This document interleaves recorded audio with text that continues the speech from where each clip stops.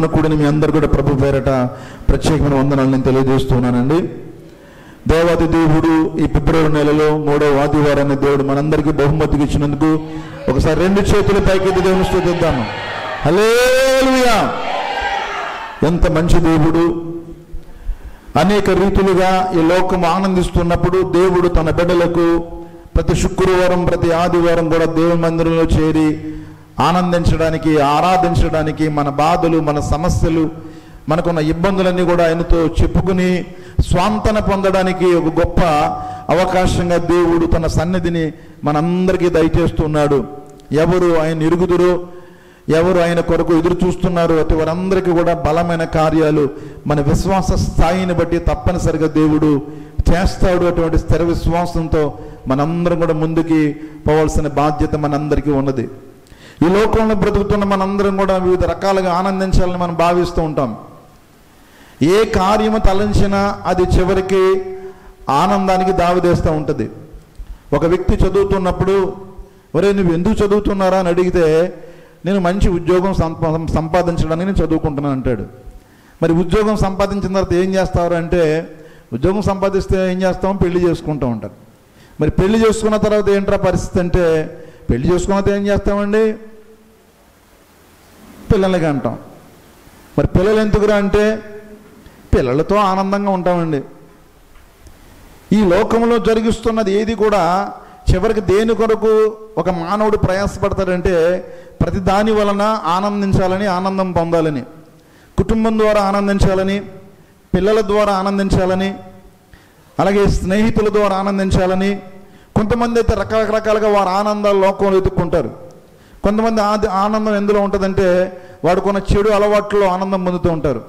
కొంతమందికి తాగుడులో ఆనందం ఉంటుంది, కొంతమంది తిరగడంలో ఆనందం ఉంటుంది, కొంతమందికి ఇతరులను మోసం చేయడంలో ఆనందం ఉంటుంది, కొంతమందికి ఇతరులు పాడైపోతే వారు ఎంతగానో ఆనందిస్తారు. మరి ముఖ్యంగా వారికి తెలిసిన బంధువులైనా స్నేహితులైనా వారి పాడైపోతే వీరికి పట్టరాని ఆనందం. ఇలాంటి సైకోలు కూడా ఉంటుంటారు. రకరకాలుగా మానవుడు తన ఆనందాన్ని వెతుక్కుంటూ ఉంటాడు ఈ లోకంలో.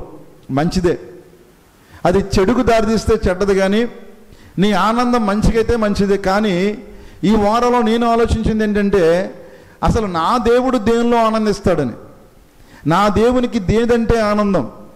ఈ లోకంలో మనిషికి డబ్బు ఆనందం, లేదా తన పిల్లలు ఆనందం, తనకున్న స్థలం ఆనందం, తనకున్న కుటుంబం ఆనందం, తనకున్న కులం ఆనందం, తన ఊరిని బట్టో, తన గృహాన్ని బట్టో, తనకున్న స్టేటస్ని బట్టో, తనకున్న ఉద్యోగాన్ని బట్టో రకరకాలుగా ఆనందాన్ని నిర్వచించుకున్నాడు మనిషి.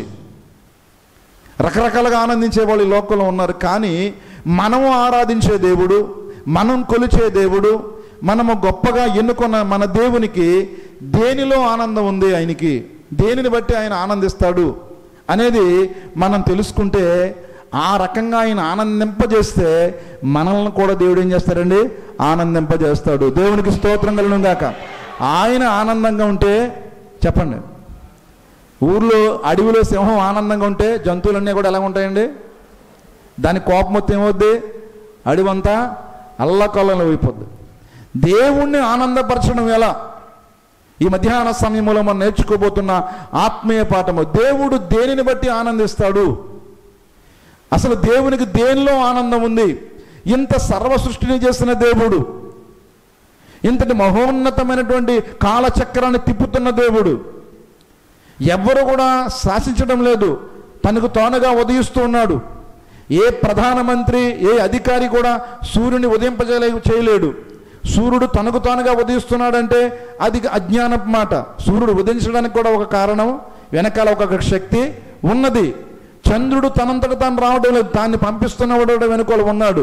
ఋతువులు, కాలచక్రములు, సముద్రంలో మత్స్యములు, ఆకాశంలోని పక్షులు, అడవులోని భూజంతువులు, రకరకాల పురుగులు, రకరకాల మొక్కలు, పువ్వులు, రకరకాల పంటలు, దాని పళ్ళు, అన్ని రకాలుగా ఇవన్నీ కూడా శక్తిని సముపార్జించుకుని ఇంతగా ముందుకు నడుస్తున్నాయంటే దీని వెనుక అద్భుతమైన ఒక గొప్ప మహాశక్తి ఉంది.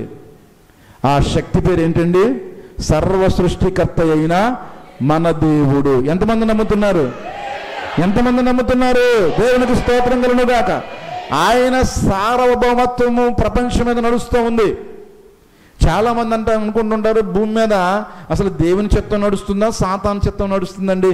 సాతాను ఆరాధించేవారు సాతాను వెంబడించే వాళ్ళే బాగున్నారు కదా, ప్రభువుని వెంబడించే వాళ్ళకి ప్రభువునిలో ఉన్నవారికి చాలా తక్కువగా ఉంటున్నారు కదా అని భావిస్తుంటారు. కానీ మన భావన తప్పు.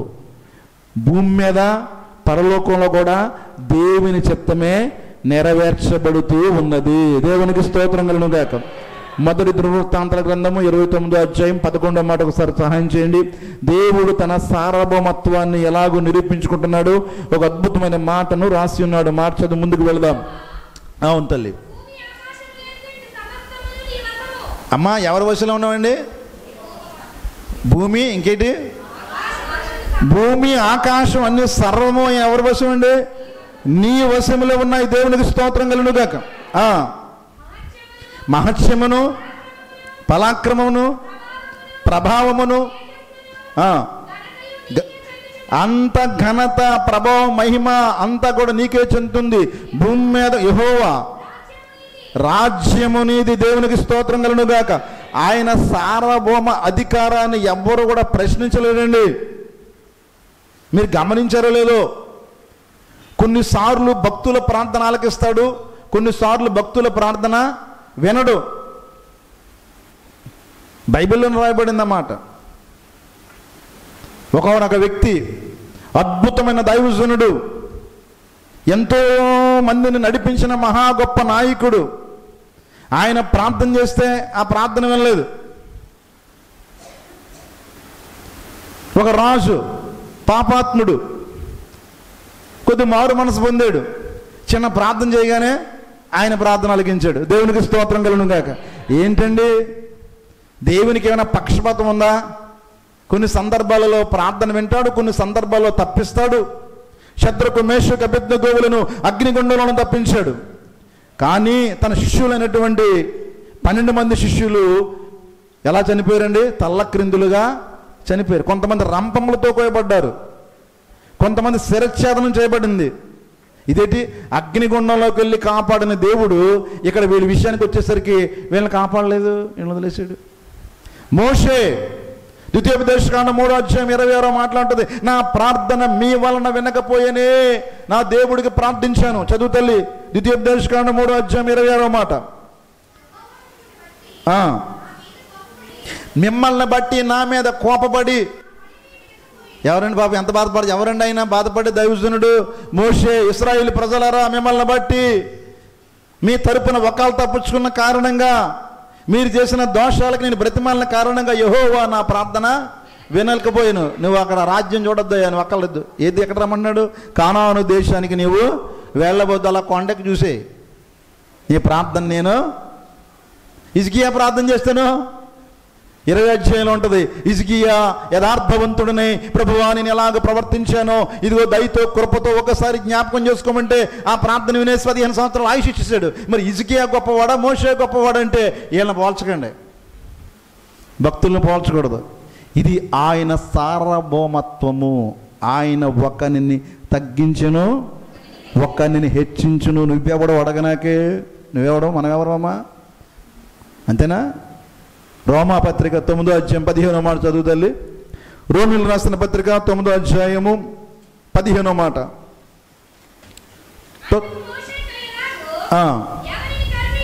అదండి, ఎవరిని కరుణింతునో.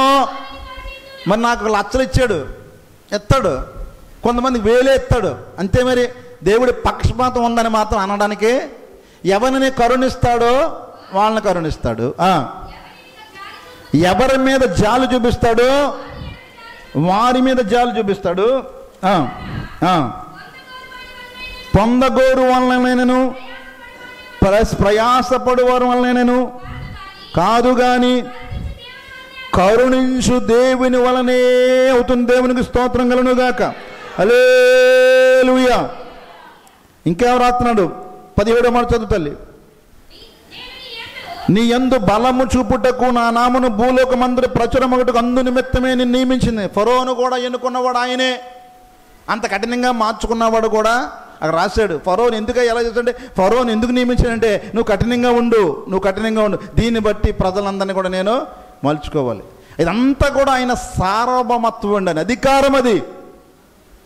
నువ్వు ఎలాగ ఎందుకు చేసావు, మా బ్రతుకుని ఇలా ఎందుకు చేసావు అనడానికి మనం సరిపోము. ఒకరిని కరుణిస్తాడు, ఒకరిని మిల్లులో పెట్టి తిప్పేస్తా ఉంటాడు. అది ఎవరి చిత్తం? ఎవరి చిత్తం అండి? ఆయన ఇష్టం. దేవునికి స్తోత్రం కలుగును గాక. హల్లెలూయా. ఇప్పుడు మనందరం చేయవలసిన బాధ్యత తెలుసు, మన చేతులలో ఏమీ లేదు. మన భక్తి, మన ప్రార్థన, మన విశ్వాసం అనుకోకూడదు. అదంతా కూడా ఏమనుకోవాలి? ప్రస్తుతానికి మనందరం కూడా ప్రభువా మేమందరము నీ చిత్తానికి సమర్పించుకుంటున్నాము, నీకు ఇచ్చ వచ్చినట్లు నా జీవితంలో నువ్వు జరిగించని ఆయనకు మన అందరం కూడా ఏమైపోవాలండి? సరెండర్ అయిపోవాలి. దేవునికి స్తోత్రం కలుగును గాక. ఇప్పుడు ఆత్మీయ పాటలకు వద్దాం. దేవుడు దేనిని బట్టి ఆయన ఆనందిస్తాడంటే, మొట్టమొదటిగా చదవండి, దేవుని గ్రంథములో ఒక అద్భుతమైన మాట రాశారు. త్వరగా సామెతల గ్రంథము 23వ అధ్యాయము 15-16 మాటలు. నా కుమారుడా, నీ హృదయమునకు జ్ఞానము లభించిన ఎడల, నీవు జ్ఞానాన్ని పొందితే నాయన నా హృదయం కూడా ఏమవుతుంది? సంతోషం అవుతుంది. ఇప్పుడు ఎవరికి చదువుందంటే ఈ అస్సలు తెలివైన వాళ్ళు తక్కువైపోతున్నారు. దేవుని జ్ఞానాన్ని పొందడం లేదు, తెంగరవల్ల తయారవుతున్నారు. ప్రతీది కూడా నమ్మేయడమే. అందుకనే ప్రభు అన్నాడు, మీలో ఎవరికైనాను జ్ఞానము కొదగని ఎడల. ఎంతమంది జ్ఞానం కొరకు ప్రార్థన చేస్తున్నారు? దేవునికి స్తోత్రం కలుగును గాక. ప్రతిరోజు చేయాలి, ప్రభువా నాకు జ్ఞాపశక్తి, జ్ఞానము అనుగ్రహించిన ప్రభువుని అడగాలి. జ్ఞానము కోరదగిందండి. నిజముగా నువ్వు జ్ఞానవంతుడు అయితే ఏది యథార్థమైనదో, ఏది సత్యమైనదో, ఏది వెలుగో, ఏది చీకటో, ఏది మంచిదో, ఏది చెడో చాలా స్పష్టంగా గ్రహిస్తావు. దాని ద్వారా నువ్వు ఆనందిస్తావు, దేవుడు కూడా ఆనందిస్తాడు. నువ్వు తెలివైన వాడు అయితే, నువ్వు జ్ఞానాన్ని పొందితే, జ్ఞానాన్ని సంపాదిస్తే, దేంట్లో జ్ఞానం ఉందంటే ఇగో యెహోవాయందు భయభక్తులు కలిగి ఉండుట జ్ఞానమునకు మూలం. మనం తెలివి తక్కువ వాళ్ళం, కానీ జ్ఞానం ఇందులోనే ఉంది. దేవుడు అంటే మనం భయపడిపోతే ఆటోమేటిక్గా మన జ్ఞాన నేత్రాన్ని దేవుడు ఏం చేస్తాడండి? తెరుస్తాడు. నువ్వు జ్ఞానాన్ని పొందితే ఎవరయ్యా సంతోషించేదంటే నీ దేవుడు ఆనందిస్తాడు. దేవునికి స్తోత్రం కలుగును గాక. ప్రతీది కూడా తెంగరోళ్ళగా నమ్మేస్తూ ఉంటే, లోకం యొక్క వలలో పడిపోతూ ఉంటే, విశ్వాసికి అవిశ్వాసికి తేడా ఏంటంటే, అవిశ్వాసి లోకానుసారంగా లోక సంబంధమైన వ్యవహారాలను చిక్కుకుని లోకానుసారంగానే ప్రవర్తించుకుంటూ వెళ్ళిపోతారు, లోకం శాశ్వతమని. నిజమైన విశ్వాసి లోకములో ఉన్నను ఈ లోకాన్ని నేను ఎప్పటికైనా విడిచిపెట్టేస్తాను, నేను ప్రభువుని పట్టుకోవాలి, ప్రభువు యొక్క పరిచర్య నేను చేయాలి, ప్రభువు దానిగా బ్రతకాలి, ప్రభువు చెంతగా నేను ఆకర్షితులను అవ్వాలని ప్రభువు కొరకే ప్రయాసపడతా ఉంటుంది. దేవునికి స్తోత్రం కలుగును గాక. అట్టి వారు జ్ఞానాన్ని పొందుకున్నట్లు లెక్క. ఆత్మీయ జ్ఞానంతో వారు వర్ధిల్లుతారు. ఎందుకంటే నువ్వు ఎంత జ్ఞానవంతుడైన, భూ సంబంధమైన జ్ఞానము 0, ఆత్మ సంబంధమైన జ్ఞానము మిన్న. దేవునికి స్తోత్రం కలుగును గాక. నువ్వు జ్ఞానాన్ని పొందితే, ఏ జ్ఞానం అది? పరిశుద్ధ దేవుని గురించిన జ్ఞానం, పరిశుద్ధ దేవుని గురించిన అవగాహన, పరిశుద్ధ దేవుని గురించినటువంటి మెలకువ నువ్వు కలిగి ఉన్నట్లయితే నా దేవుడు ఎంతగా సంతోషిస్తాడు. ఇంతమంది దేవుళ్ళని పెట్టాను, అందరూ దేవుళ్ళు అంటున్నారు. ఇంతమంది దేవుళ్ళు, ఇంత కన్ఫ్యూజన్లో స్థిరమైన హృదయం కలిగి, స్థిర విశ్వాసం కలిగి నన్ను పట్టుకుంది కాబట్టి ఈ బిడ్డను ఆ బిడ్డని ఆయన ఎంతగానో ఆనందిస్తాడు. దేవునికి స్తోత్రం కలుగును గాక. ఎందుకంటే లోకంలో ఎంతో కన్ఫ్యూజన్ ఉంది. మీరు బట్టలు కొట్టుకెళ్తే సెలెక్ట్ చేసుకోలేని చీరలు ఉన్నాయి. అందులో మంచి చీర ఏదో ఏం కొనుక్కుంటారు మీరు? పట్టు చీరలో చాలా రకాలు ఉన్నాయి. నిజమైన పట్టు చీర ఏదో పట్టుకోండి మీరు అంటే ఇందులో చాలామంది పట్టుకోలేరు. పట్టులో డూప్లికేట్ పట్టులు లేవమ్మా, బోళ్ళు ఉన్నాయి. నేషన్ చీర ఏదో, మిల్లి చీర ఏదో పట్టుకోలేము. లోకమంతా కూడా కన్ఫ్యూజన్ పెట్టేసింది. దేవుని విషయంలో కూడా కన్ఫ్యూజన్ ఉంది, ప్రభువుని ఆరాధించే వారి విషయంలో కూడా కన్ఫ్యూజన్ ఉంది. మేరీ మాత దేవుడా, యెహోవా దేవుడా, యేసుక్రీస్తు దేవుడా అనేది కన్ఫ్యూజన్ ప్రపంచంలో పెట్టేసి సోషల్ మీడియా అంతా కూడా ఏది నిజమో తెలియని కన్ఫ్యూజన్ ప్రజల ముందు పెట్టింది. కనుక ఈ చివరి దినాల్లో మనం అడగవలసింది ఏంటో తెలుసండి? సరైన జ్ఞానము నాకు అనుగ్రహించు ప్రభువా, నిన్ను పట్టుకునే జ్ఞానం ఈ ఆయన నువ్వు అడగాలి. దేవునికి స్తోత్రం కలుగునుగా. దానికి ఏందంటాడు? చదువు తల్లి. నీ పెదవులు యథార్థమైన మాటలు పలుకుట. అది నీ పెదవులు ఏం పలకాలి? చెప్పాలి. నీ పెదవులు ఏం పలకాలి? అప్పుడు ఎవరికి ఆనందం అంట? నిన్ను పంపించిన నిన్ను సృష్టించిన నీ దేవుడికి అప్పుడు అబద్ధాలు ఆడితే ఎలా ఉంటుంది? పొద్దున్న లేచి ఎన్ని అబద్ధాలు ఆడుతున్నావు లెక్కేసుకో. పొద్దున్న లేచి నువ్వు తెల్లకాయతని తీసుకుని సాయంత్రం అయ్యేసరికి ఎన్ని అబద్ధాలు ఆడు టిక్కులు పెట్టుకో, కనీసం 10-15 వచ్చేస్తాయి. మరి ఎంత పొరపాటు అది? మనము పెదవులతో అబద్ధాలు ఆడి చిన్న చిన్న వాటికి కూడా, చిన్న చిన్న విషయాలకు కూడా, పనికిరాని విషయాలకు కూడా. నువ్వు కాకినాడలో ఉంటావు, ఫోన్ మాట్లాడతావు, కిల్లంపూడి అంటావు. ఎందుకు వచ్చింది? కిల్లంపూడిలో ఉన్నాను, మేము వెళ్తూ ఉంటాం బండి మీద. అది భలే చెప్తుంటారండి బాబు. ఆడు కాకినాడలో ఉంటాడు, రామారావుపేటలో ఉండి ఆడు అంటాడు ఇక్కడ ఉన్నాను, ఇంట్లోనే ఉన్నాను అంటుంటాడు ఆడు రోడ్డు మీద ఉండి. ఇన్ని అబద్ధాలు ఆడుతుంటే దేవుడికి ఎలా ఉంటుందండి? దేవుడు అంట ఎంత మాత్రం యథార్థమైన మాట మన నోట రాకపోతే పురుగులా చూస్తారట మనల్ని. దుష్ట పురుగు. యథార్థమైన పెదవులు గల వ్యక్తిని దేవుడు బట్టి, ఆ వ్యక్తిని బట్టి దేవుడు ఏం చేస్తాడండి? ఆనందిస్తూ ఉంటాడు. అబ్బా ఎంత యథార్థం, నోటంట చిన్న అబద్ధం కూడా తనకి ఏం చేయట్లేదు, రావటం లేదు. దేవునికి స్తోత్రం కలుగును గాక. ఎందుకు మనం అబద్ధాలు ఆడాలి?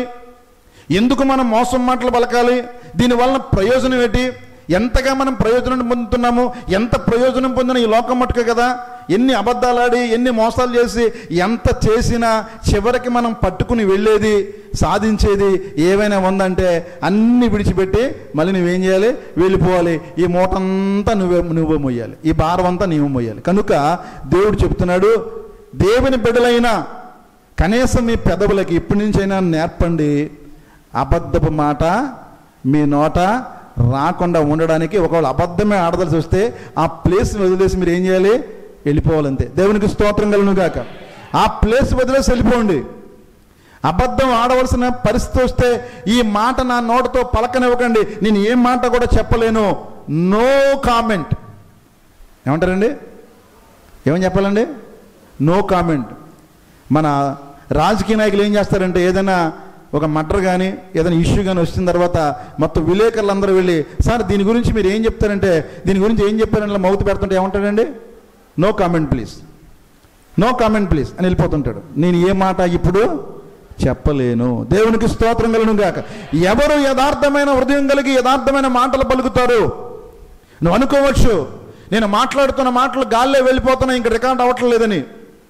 ఏ మాటలు రికార్డ్ అవ్వట్లేదా చెప్పండి? మాటలు రికార్డ్ అవ్వాలని ఎంత మార్గోని ఆయన ఎంత ప్రయత్నం చేశాడండి. టెలిఫోన్ కొనుక్కోవడానికి హలో ఎందుకు వచ్చిందండి? హలో అనే మాట ఏం తెలుసండి? హలో ఎవరో మార్గోని భార్య పేరు మా హలో, అది అందుకే హలో అనే మాట. ఆయన భార్య పేరు హలో. ఫోన్ చేసి ఏమన్నాడండి? హలో అన్నాడు. ఇప్పుడు హలోకి ఎంత అవుతుందండి? ఎంత అవుతుంది? మాకైతే చాలా డబ్బులు అవుతున్నాయి. సంవత్సరం రీఛార్జ్ 4500, అన్లిమిటెడ్, ఇంక మాట్లాడుకోవడమే. ఎంత డబ్బు అవుతుంది? ఎన్ని నెట్వర్క్లు, ఎన్ని టవర్లు వేసేసారు. ఆఖరికి ఈ టవర్లు పెద్ద పెద్ద పెద్ద పెద్ద పనికిరాని ఊర్లో కూడా ఏమైపోతుందండి? సింబల్ పడిపోతుంది, సిగ్నల్ వచ్చేస్తుంది. ఎంత డబ్బు ఖర్చు పెడుతున్నారు మాటలకి. మనం అనుకుంటున్నాం మనం ఆడిన మాటలన్నీ కూడా అలా పోతున్నాయి, ఎవరు వింటలేదు, అలా పోతున్నాయి, గాల్లో కలిసిపోయి అనుకోండి. నువ్వు ఆడిన అబద్ధాలన్నీ గాల్లో కలిసిపోలేదు, గాల్లో ఏమయ్యే? రికార్డ్ అయిపోయి ఆయన దగ్గర పెద్ద ప్లేట్ ఉంది. దేవునికి స్తోత్రం కలుగును గాక. నువ్వు ఆడిన ప్రతి మాట ఏమైపోతండి? రికార్డ్ అయిపోయి నీకే వినిపిస్తాడు రేపొద్దున్న ఆ తీర్పులో. జాగ్రత్త సుమా. నువ్వు పెదవులతో యథార్థమైన మాటలు మాట్లాడితే నీ అందమైన బుడ్డ పెదాలైనా, నల్ల పెదాలైనా, పెదలు కాలిపోయినా ఎంతగానో ఆనందిస్తాడు. మృదువైన పెదాలు కలిగి అందమైన పెదాలే కానీ అబద్ధాలాడే పెదాలైతే ఆయన చాలా ఉమ్ము చేస్తాడు. దేవునికి స్తోత్రం కలుగును గాక. కీర్తన 37:23 త్వరగా చదువుతల్లి. కీర్తన 37:23.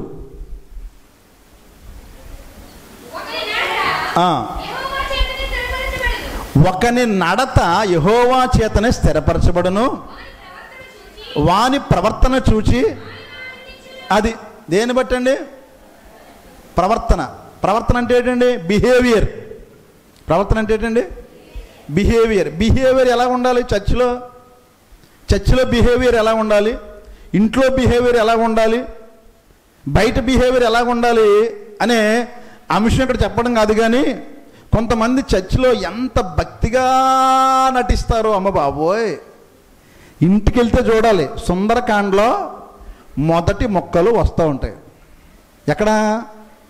చర్చిలో నడ తెల్ల డ్రెస్సు, భక్తిగా ఉంటున్నట్టుగా, నెమ్మదైన మాట. పాస్టర్ గారి దగ్గర ఇంకా ఈవిడ నోటంటే మాట రావట్లేదు, అసలు మాటలు వచ్చాయి ఈవిడికి, అసలు ఈవిడ మాటలు వచ్చా అనిపించేటట్టుగా ప్రైస్లాడ్ అయ్యారు. రాత్రంతా కూడా ప్రార్థనలో ఉండిపోయానండి. రాత్రంతా కూడా ఎలుగు అలా ఉండిపోయిందండి అయ్యారు. నీ దగ్గర ఉండిపోయాడు. మరి 300 కోట్ల మంది ప్రార్థనలు వదిలేసి ఈ దొంగ సాక్ష్యాలు, దొంగ అబద్ధాలు ఎవరిని మోసం చేయడానికి? నువ్వు నీ ప్రవర్తన వెలుగులో చీకటిలో ఒంటరిగా ఉన్నప్పుడు కూడా ఒకేలా ఉంటే ఆ ప్రవర్తనను దేవుడు ఏం చేస్తారండి? అంగీకరిస్తాడు. దేవునికి స్తోత్రం కలుగుగా. గుళ్ళో ఒకలాగా, బళ్ళో ఒకలాగా, వ్యాపారంలో ఒకలాగా, చుట్టాల దగ్గర ఒకలాగా, బంధువుల దగ్గర ఒకలాగా, పెట్టేవాళ్ళ దగ్గర ఒకలాగా, కొట్టేవాళ్ళ ఒకలాగా ప్రవర్తిస్తే నీ ప్రవర్తన చూసి ఆయన చిరాకు పడతాడు. నేను పట్టించుకోడు ఆయన. ఒక నడతను చూసి ఆయన ఏం చేస్తారట? నడత అంటే బిహేవియర్, నడక కాదు అది. ఏంటండి? నడత, బిహేవియర్ బాగుండాలి. ఈ బిహేవియర్, దీని యొక్క బాడీ లాంగ్వేజ్ గురించి అద్భుతమైన పెద్ద పెద్ద పుస్తకాలు రాస్తారు పెద్ద పెద్ద స్కాలర్స్ అందరూ కూడా. నడిచేటప్పుడు నడక ఎలాగ ఉండాలి, హావభావాలు ఎలాగ ఉండాలి, ఉద్వేగాలు ఎలాగ ఉండాలి, భావోద్రేకాలు ఎలాగ ఉండాలి, ఒక పిల్లలు తల్లిదండ్రులకి ఎలాగ సబ్మిసివ్గా ఉండాలి, ఒక భక్తుడు భగవంతునికి ఎలాగ సబ్మిసివ్గా ఉండాలి, ఇలాంటి విషయాలన్నీ కోకొలలకు ఒక పెద్ద ఉద్గ్రంథం దీని కొరకు లిఖించబడింది. ఈ విషయాలన్నీ కూడా నేను ప్రస్తావించడం లేదు. కానీ నీవు దేవుని సన్నిధిలో వస్తున్న నీవు ఒక్కటి మానే, నటించడం మానే. ఏం చేయమానే? నటించడం మానే. నటించొద్దు. ఏం చేద్దాం? యథార్థముగా జీవిద్దాం. ఇంట్లోనూ, ఒంట్లోనూ, బయట అన్నిట్లోనూ ఒకేలా ఉందాం. దేవునికి స్తోత్రం కలుగుగాక. హల్లెలూయా. మన మాట అవునంటే అవును, కాదంటే కాదు. మనం ఇక్కడ ఎలాగ ఉంటామో బయట కూడా అలాగే ఉంటాం, బయట ఎలాగ ఉంటామో చర్చిలో కూడా అలాగే ఉంటాం. ఇలాంటి ప్రవర్తన జీవితాన్ని నువ్వు అలవర్చుకుంటే ఇంకా నిన్ను చూస్తే దేవునికి మిక్కిలి ఆనందం వచ్చేస్తుంటుందండి. దేవునికి స్తోత్రం కలుగును గాక. వానిని బట్టి నేను ఏం చేస్తానో ఆనందించేవాడిని. ఏంటి? ఎవరైనా ఎవరితో ఉంటారో చెప్పండి? ఎక్కువ దుఃఖపడే వాళ్ళకితో ఉంటారా, ఆనందంగా ఉండే వాళ్ళతో ఉంటారో చెప్పండి? ఎవరైతే ఆనందంగా ఉంటారో వాళ్ళతోనే ఎవరైనా ఉంటారు. దేవుడు కూడా నీతో సహవాసం చేయాలంటే నీ ప్రవర్తన, నీ యొక్క మాట తీరు దేవునికి అనుకూలంగా యథార్థంగా ఉంటే, నిన్ను బట్టి ఆనందిస్తే, ఆ ఆనందాన్ని బట్టి నువ్వు ఏది అడిగితే నేను కాదంటాడు. దేవునికి స్తోత్రం కలుగును గాక. ఏది అడిగిన కాదనే దేవుడు కాదు, ఆయన ఉన్నతమైన వాడు. మన ప్రవర్తన బాగుండాలని ఆశిస్తున్నవాడు. ఈ రోజున చాలామంది తల్లిదండ్రులు, చాలామంది ఉపాధ్యాయులు, సమాజం అంతా కూడా చెడిపోతుంది, పాడైపోతుంది. ఇప్పుడున్న బిడ్డలకు కనీసం బట్టలు మడత పెట్టుకోవడం రావట్లేదు, బట్టలు ఉతకడం మాట నుంచి కనీసం ఫోల్డింగ్ కూడా రావట్లేదు, ఇల్లు తొడ్డం రావట్లేదు, వంట చేయడం రావట్లేదు. పెద్దలకి కనీసం బయట నుంచి వస్తే వాళ్ళకి మంచినీళ్ళు ఇవ్వడం రావట్లేదు, కనీసం వందనాలు చెప్పడం రావట్లేదు. పిల్లల్ని కొట్టడం మానేశారు తల్లిదండ్రులు, అటు ఉపాధ్యాయులు కూడా కొట్టడం మానేశారు. సమాజం అంతా కూడా సర్వనాశనం అయిపోయిందని ఎంతగానో బాధపడతారు. బాధపడుతూ ఉన్నారు. ఒక తల్లి బాగా పెంచిందట కుమారుణ్ణి. ఆ కోడలు బాధపడలేక హైదరాబాద్ లాంటివి ఒక వసతి గృహంలో పెట్టేశారట, ఓల్డేజ్ హోమ్లో. నెలకు ఒకసారి చూడడానికి వచ్చాడు. నెలకు కూడా రావడం మానేసి 2-3 నెలలు అయిపోతుంది. చూడడానికి రావడం మానేసాడట, సరిగా పట్టించుకోవడం మానేశాడు.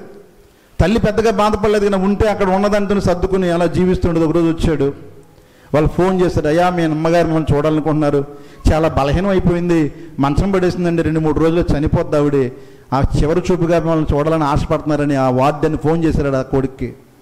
ఆ కుమారుడు రానే వచ్చాడు. వచ్చిన తర్వాత తల్లి దగ్గర కూర్చున్నాడు. నాన్న బాగున్నావా అని అడిగిందాడు తల్లి. నేను బాగున్నానమ్మా, నీ చివరి కోరికేటి నేను తీరుస్తాను అని అడుగుతున్నాడట. ఏమీ లేదురా, ఆ చివరి కోరిక అంటే ఏమీ లేదు, ఇక్కడ సరిగా ఫ్యాన్ తిరగట్లేదురా, 2 ఫ్యాన్లు నువ్వు ఏం చెయ్యి వేయించన్నదంట. అమ్మ వెళ్ళిపోతున్నావు కదా, చనిపోతున్నావు కదా, ఈ వెళ్ళిపోయేదానికి ఈ ఫ్యాన్లు కూడా నీకెందుకే, ఎలాగా ఇక ఈ రూమ్లో ఉండవు కదా, 2-3 రోజులు నువ్వు చనిపోతావు అంటే, ఒరే నా కోసం కాదురా, నా తర్వాత కూడా నీవు ఇక్కడికే వస్తావని నీ కొరకు ఈ ఫ్యాన్లో వేయించమంటున్నానందట. ఆ తల్లిని అనాథాశ్రమంలో పెడితే వారి పిల్లలు ఎందులో పెడతారండి? తర్వాత నీ కోసం ఈ ఫ్యాన్లో కొత్త ఫ్యాన్లు వేయించరారు బాబు అని ఆ తల్లి చెప్పి చనిపోయిందట. ఈ రోజున మనుషులను గమనిస్తున్నప్పుడు, మనుషులను చూస్తున్నప్పుడు మనుషులలో ఏం తగ్గిపోయిందంటే ఆనందం తగ్గిపోయింది, మనుషుల్లో ఆర్ద్రత తగ్గిపోయింది, ప్రేమ తగ్గిపోయింది, పద్ధతులు చెడిపోయి, వ్యవహారాలు చెడిపోయి, మనుషులు చూస్తే వ్యసన పడుతున్న ఈ దినాల్లో మనల్ని చూసి దేవుడు ఆనందిస్తాడా అని ఒక ప్రశ్న మనం వేసుకుంటే అదొక ప్రశ్నగానే మిగిలిపోతుంది. కానీ డివైన్ పర్సెంట్ సభ్యులారా, మీరు ప్రభువును ఆనందపరచాలంటే మీ పెదవులను కాసుకోండి. రెండవది మీ ప్రవర్తనను దిద్దుకోండి. ఎలాగో నేను ప్రభువుని సంతోషపెట్టాలి, ఇంతవరకు నేను ఎలాగో ఆనందించాలి, ఎలాగో నేను సంతోషించాలి, లోకాన్ని బట్టి, కుటుంబాన్ని బట్టి, భర్తను బట్టి నేను అనుకున్నాను ప్రభువా, ఇక నుంచి నా ప్రార్థన విధానాన్ని మార్చుకుంటున్నాను. నిన్ను ఎలాగో సంతోషపెట్టాలో, నిన్ను ఎలాగో ఆనందపరచాలో నాకు ఆ జ్ఞానాన్ని ఈ ప్రభువా నువ్వు ప్రార్థన చేయప్పుడు దేవుడు నీకు తెలియజేస్తాడు. నీ ప్రవర్తన దిద్దుకో. దేవునికి స్తోత్రం కలుగును గాక. ఒకవేళ దేవునికి అనుకూలంగా లేదేమో, ప్రతికూలమైన ప్రవర్తన విధానాన్ని కలిగి ఉన్నాయేమో, ఎవరో చూడడం లేదు, ఎవరో గమనించడం లేదు, నా ఇష్టం, నన్ను అడిగేది ఎవరు, డబ్బులు సంపాదించుకుంటున్నాను, ఈ సమాజం కూడా ప్రశ్నించే స్థాయి లేదు, ఎవరు ఎలాగున్నా అడగడం లేదు, నా ఇష్టం కదా అనుకుంటున్నాయేమో. ఎవరు అడగకపోయినా ఒక రోజు ఉంది, ఆ రోజున ఆయన అడుగుతాడు. ఆయనకి అందరం కూడా మనం మాట్లాడిన మాటలకు, మన క్రియలకు, మన పనులకు, మన ఆలోచనలకు, మన చూపులకు, మన విన్న చెడ్డదానికి అన్నిటికీ కూడా ఏం చెప్పాలటండి? అన్నిటికీ ఏం చెప్పాలి బాబు? లెక్క చెప్పాలి. దేవునికి స్తోత్రం కలుగును గాక. లెక్క లేకుండా లేదనే మాట మాత్రం గుర్తుంచుకోండి. ఇంకా ఆఖరి మాట చదువు ముగిద్దాం త్వరగా. కీర్తన 35:27 మాట చదువు తల్లి. కీర్తన 35:27 మాట చదువు ముగిద్దాం. ఏమా?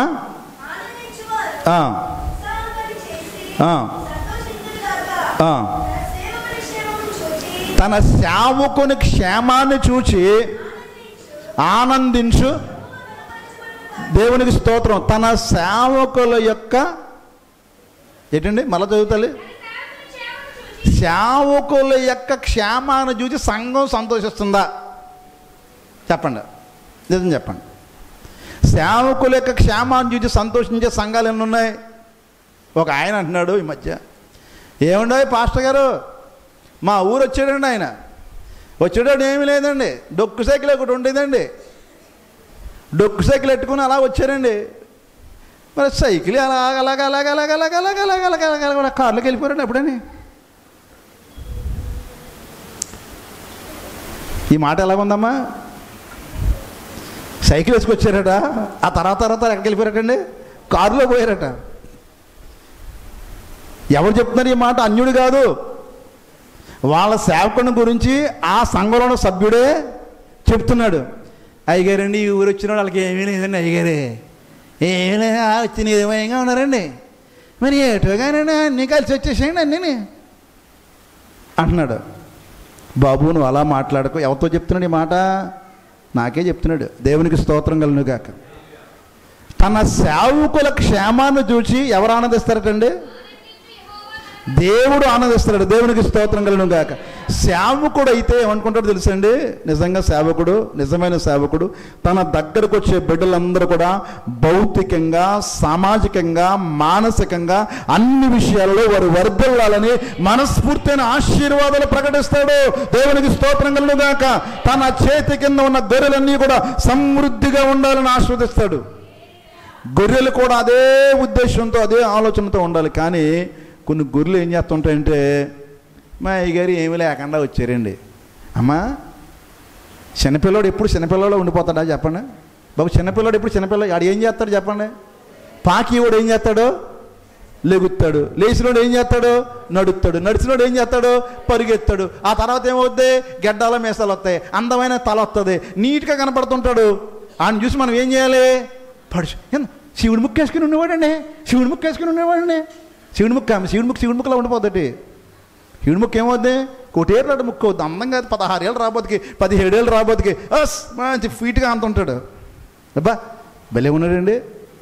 ఉండొద్దా చెప్పండి? ఉండాలి వద్దా? ఉండాలి. దేవునికి స్తోత్రం కలుగును గాక. వీళ్ళ బిల్డింగ్లోకి వెళ్ళాలి, వీళ్ళేమో మేడలు కట్టుకోవాలి, వీళ్ళు ఉన్నతంగా వెళ్ళాలి. కానీ సేవకుల మట్టుకు ఎలా ఉండాలంటే ఎప్పుడు కూడా సంచి వేసుకుని, అమ్మా అమ్మా రండి అయ్యగారు, కాళ్ళు లేదండి అయ్యగారు. దేవునికి స్తోత్రం. ఇది కాదు. సేవకుడు ఎప్పుడు కూడా ఆశీర్వాదకంగా ఉండాలని సంఘం ఏం చేయాలండి? కోరుకోవాలి.